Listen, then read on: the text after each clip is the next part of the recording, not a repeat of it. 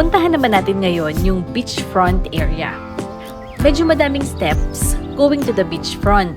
I think medyo mahihirapan ng mga seniors na may mobility issue.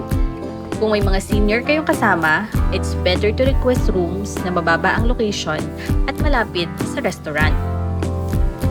Ang kagandahan sa Solitude Acacia Resort ay may mga corals na at fishes few meters away from the shore. No need na mag-island hopping kung gusto nyong makakita ng corals and fishes.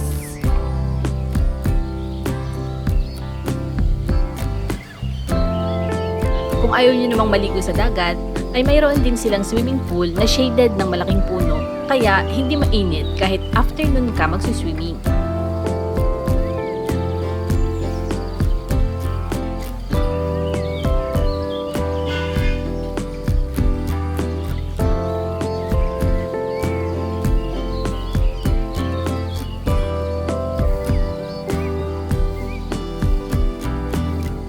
Dahil hassle-free vacation ang pinunta namin dito, hindi na kami lumalabas for food.